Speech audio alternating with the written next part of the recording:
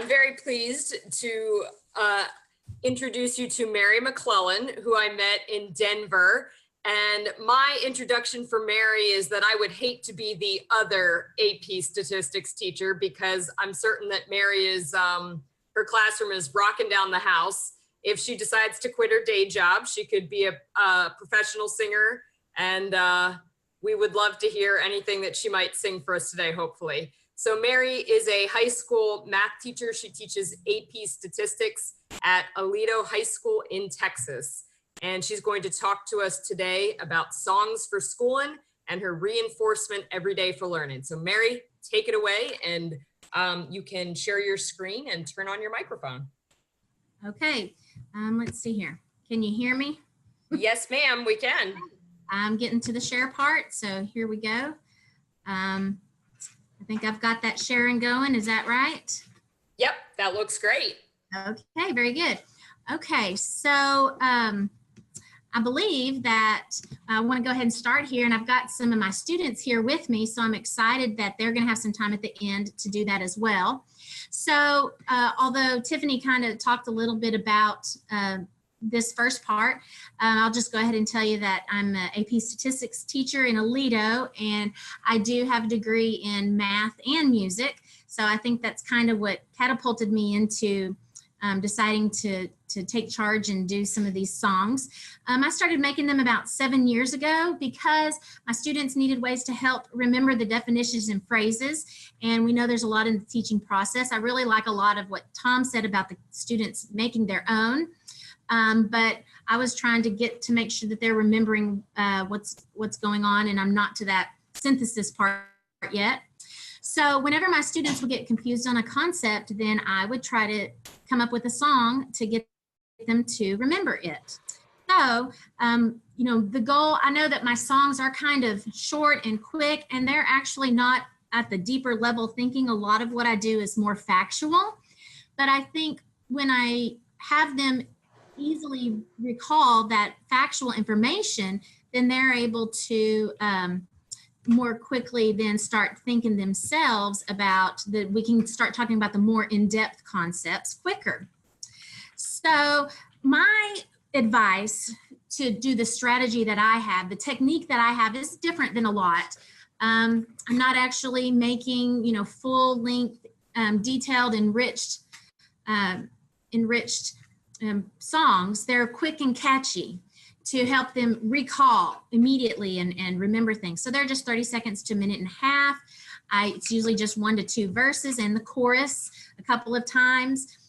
Quick and catchy, that's the key. And I also want to make a point that because they're quick and short, then I can use them every day without feeling like I'm taking up too much time in my lessons. So you kind of do a quick introduction, and after you've done that, then you go straight into the songs where that reteach or emphasize the exact same things that you've just taught.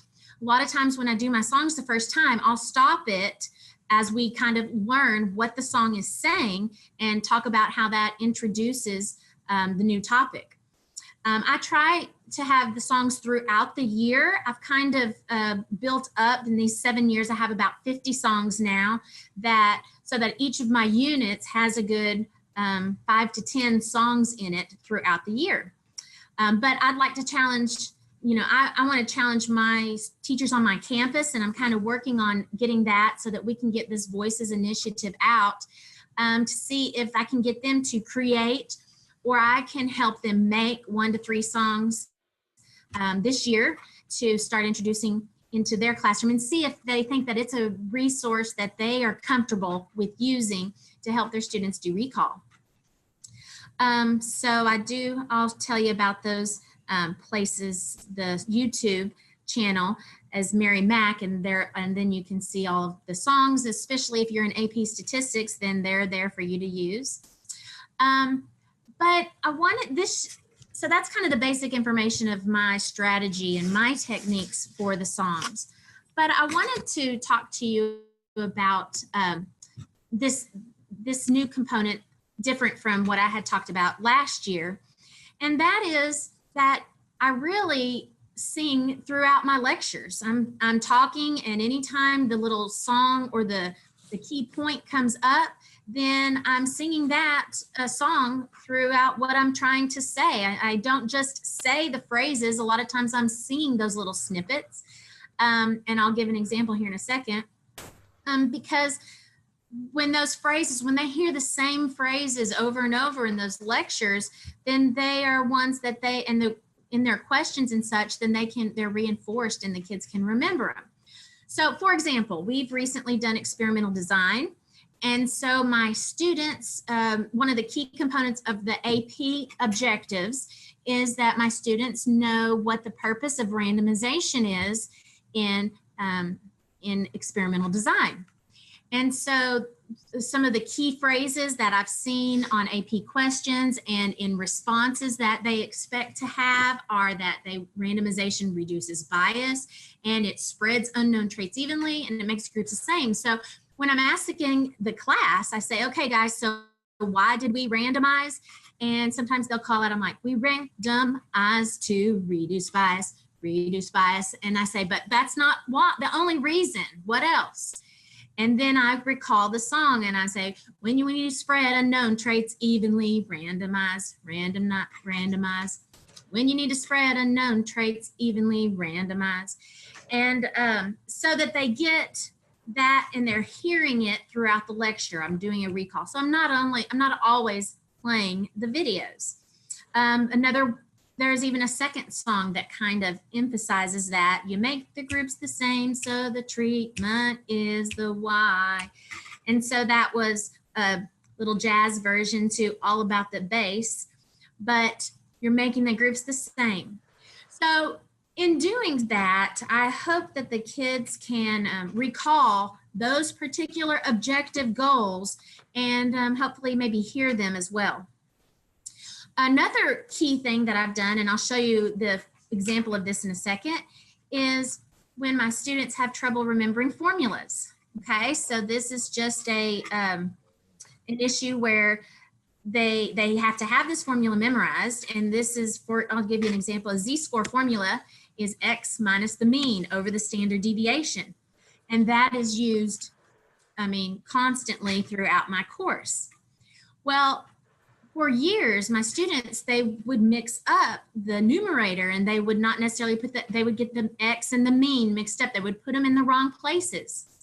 But since I started using this song, which I'll show you in just a second, the little snippet of the formula on it, then rarely do I come across a student who mixes that formula up. It's consistently correct. And then and I'll show you another example here in a second of helping my students learn how to make a box plot, which in Texas is just now starting to be introduced at the lower levels in the math curriculum. And so here as an AP statistics teacher, I find myself, or there's a big gap between when they had that in the past.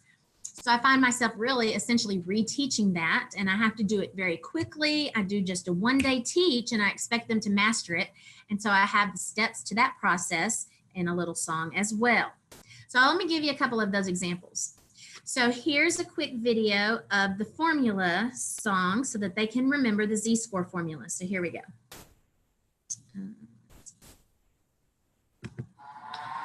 X minus. Oops, sorry. We'll try that again. Trying to get this section down here. We'll try that again. Here we go. X minus the mean over standard deviation. X minus the mean over standard deviation. Inverse norm of the area below. Inverse norm of the area below. Inverse norm of the area below is the z at that spot. Okay, and then it starts over again. So you can see that just a quick, short piece of that, the x minus the mean over the standard deviation, and that's a familiar song. So that's another component, I think, having that familiar song helps them relate to that and quickly know that information. Okay, here's a song that isn't necessarily my favorite, and honestly I think it's kind of annoying, but you know, it gets the point across, and it's repetitive, and then the kids can remember the steps of how to make a box plot. So let's see if I can go back to that. Here we go.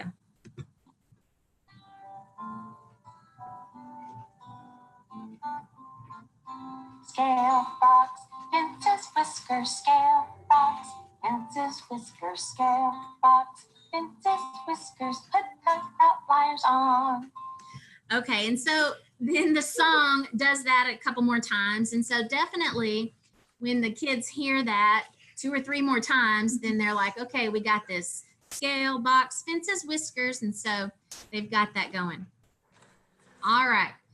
Now, are y'all able to hear the sound to the videos when I'm playing that? Yes, we are. Okay, perfect. Thank you. I wasn't sure because I had a question about that earlier. All right. So then let's keep going, and we'll take a look at the next song here. Let's see if I can advance my slide. Scale. Oh, we don't want to hear that again. Okay, here we go. Okay, so here's another example of a quick little song that my students were inevitably confusing this concept. And, you know, I get independence is throughout my whole curriculum. And so it's critical that the students understand the mathematical component involved with independence. And so this song helped establish that, because the students want to think, you know, if I'm independent, then I'm different and I'm separate from my parents or whatever. And they get that it's separate. They mathematically, before this song, would equate that to having different probabilities of events. But the reality is 2 variables are independent if the probabilities are the same, because then the conditional upon being a particular particular variable, such as male or female or whatever, didn't change those values. So we sing this song the entire year, and it spans through the whole curriculum.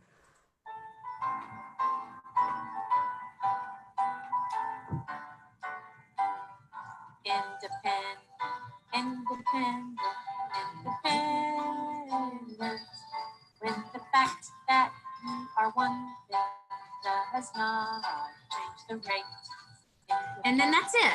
And then it just does that a couple more times. So see what I'm saying? Quick and simple and catchy, and we get it. My students are sitting over here at the side of me, and they're singing along, or they're mouthing along and reminiscing on last year's songs. So I think, you know, before I kind of sum up my part of this and hand it over to my students, I wanted to give you one full song. This one's a little bit longer than those, but it's fun. You know, Tom McLellan was talking about the different, having the same feeling or the same type of tone quality and such as the original artist. And so this is one that I had fun with, kind of trying to do the falsetto of the Staying Alive song here. So let's go ahead and we'll play this one through and let you hear my version of trying to sound like, who is that did Staying Alive? I can't remember. Who's the original people? The Bee Gees, yes. Okay, there you go. So here's Miss McLellan as the Bee Gees. Here we go.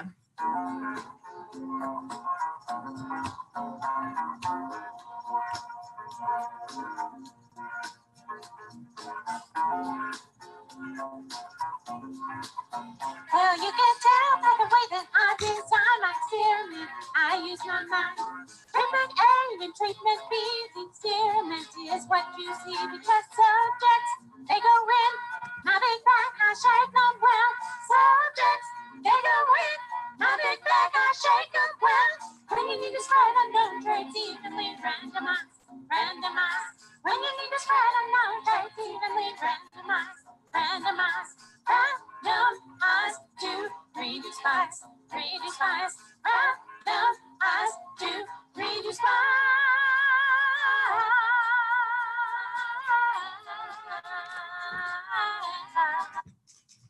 Okay, so, I didn't play the rest of it. You know what keeps happening on this one, it's really funny, is I showed this at the end. Oh, we had fun with this one.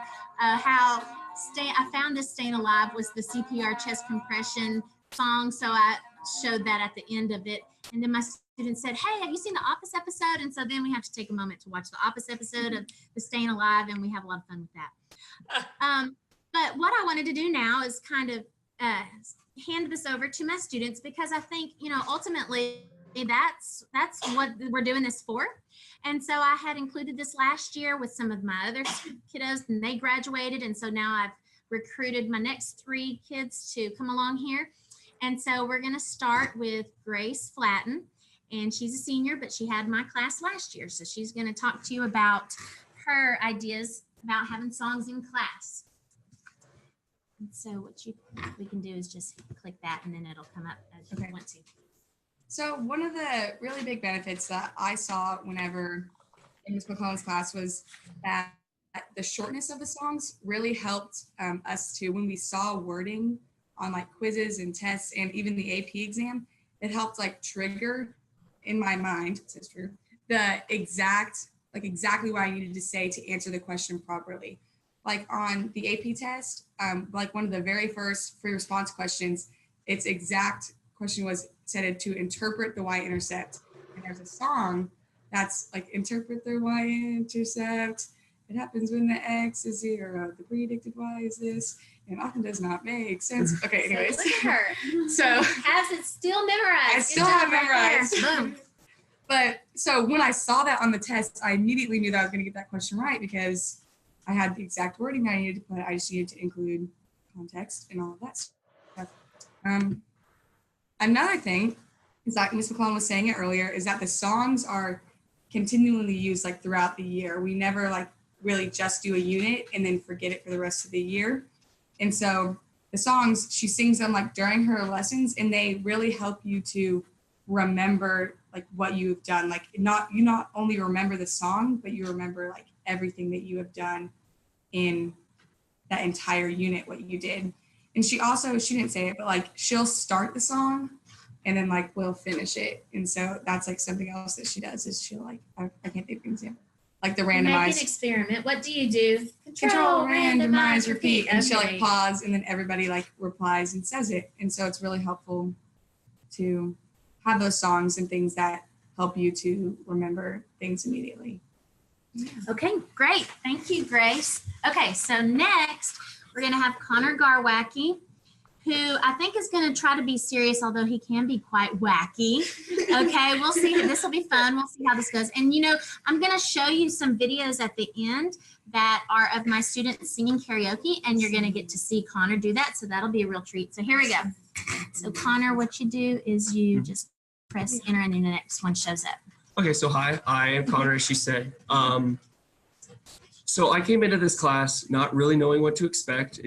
I had a bunch of friends take her class last year, and she said they told me that it was the most fun that they've had ever in a class. So I went in, and I believe it was within the first week that she introduced us to her songs, and I went, oh no. At first I was like, oh gosh, I'm not gonna like this at all. But within, I'd say the next week it was just catchy. Everything was helping me with the experimental design at the beginning. Throughout really the entire year really helped me learn all the stuff that gets really confusing, which is what is in the next bullet point, is that it really helped me personally. Did it come up? Yeah. Yeah, okay, good. That stuff is such as type 1 and type 2 error and confounding and lurking variables often can be really, they're pretty similar and they can be confused, but she makes songs on each one of those specific ones that differentiate the two and make it really easy to remember, and which really helped on the AP exam, which is what we're taking the class for after all. So you're not taking the class for learning? I mean, both, Miss McLellan. Okay, all right. Okay, so another point was that you go through school all day. You have 7 periods, 7-8 hours of just constant, mainly lectures, paperwork, and the like. Going into her class at the end of the day, I was exhausted. I was tired. I didn't want to do it, but she'd turn on one of her songs and it would just give me like this newfound energy to just want to learn more in her class. She just made it a fun environment to learn, which is not where you're there for. So yeah, it's just like a mental refresher for the rest of the day. So I'm going to hand it off to the next student. Her name is Emily Hensley. All right. So Emily Hensley is going to give her version of what's going on here. And so you'll just press enter and that will be your next point. Okay. So go ahead. Hi. Hey. So these songs have become so ingrained in my memory. They reinforce the concepts that we're learning in class, and we repeat them all the time, just in all these different ways. And they're two songs that we all know, that all the students are familiar with and that we like, and they're fun.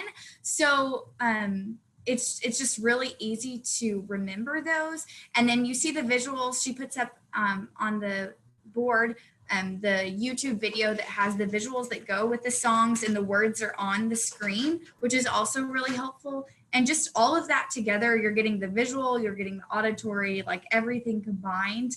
And we're all singing along. And so it's really, we really know that stuff. We really know what's in those songs by the end of the year. I have friends who are taking the class this year, and I hear them talking about something, and we can sing the song together because I still remember it. But the really important thing about that is, there in statistics especially, there are some things that just have to be memorized. There are formulas, there are just specific definitions that we just have to know, and there's not really any getting around it. That's just how it is. So those songs give us a really good foundation for that. And then since we have that foundation and we know the words to those songs, we can have discussions in class about like how it applies and how it's applicable to what we're doing and how it all comes together, the whole big picture of it. But since we have such a strong foundation in just those facts, those definitions, those formulas, it's a lot easier to have group discussions and everyone being engaged and really understand what we're learning. Great. Thank you, Emily. Okay. I enjoy teaching these kids, and you can tell that they are just a joy to have in here, and I really am glad to have them. Now, what I wanted to show you is some of the karaoke videos that I have. So these are some students that well, the day before the AP test. Okay, so I'll set the stage. So the day before the AP test, you know, what kind of wording working are you going to get in there? I mean, some kids, they are nervous, they're wanting to cram and all that kind of stuff, and that's fine. I'll do that with them. But other ones, we just need to, you know, get that stress out of the way. Let's just kind of, you know what you know. It's, you know, too late now, so let's just have fun and remember these things. So I have a couple videos of the kids doing karaoke. Now, some of my students have kind of mentioned the videos that go along with this. I wanted to point out that most of my videos have the background, the videos have the background that's applicable and a visual aid with graphics.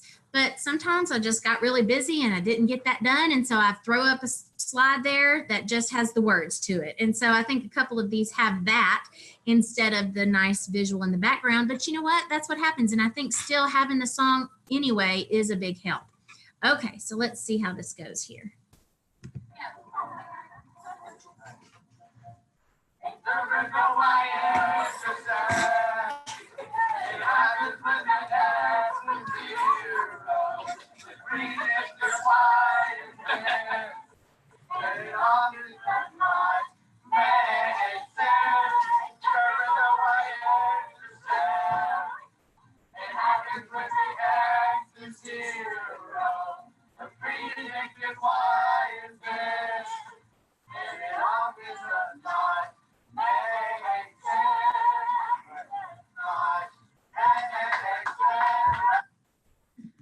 Okay, these next ones are kind of short too. This one has Grace, who spoke to you, and Emily in it. So you'll get to kind of see them in front of the stage up there dancing or in front of the boards dancing around. So here we go.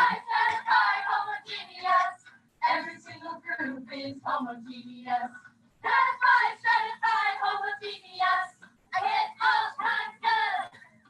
I get you and some of all of you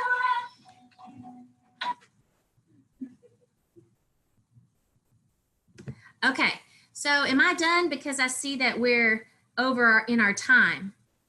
Yeah, Mary, Mary, sorry about that. Hate to interrupt the AP fun, but we should make room for Larry. Yes. And then we do have 10 minutes after Larry for questions for both of you. So people with questions for Mary, you can type in the chat window and ask them that way, or you can hold off until the Q&A in 15 minutes. Okay. Yeah, that was the bell at my at my school. Sorry about that. All right, time's up. Yes, that's right. Okay, thank you so much, Mary. Okay, thank you. So we'll hang around here in case there's any questions in the chat window. Yes, and thank you, Mary's students. It's always great to get the student perspective. Yes, So thank you for participating. Got it. Thank you. All right.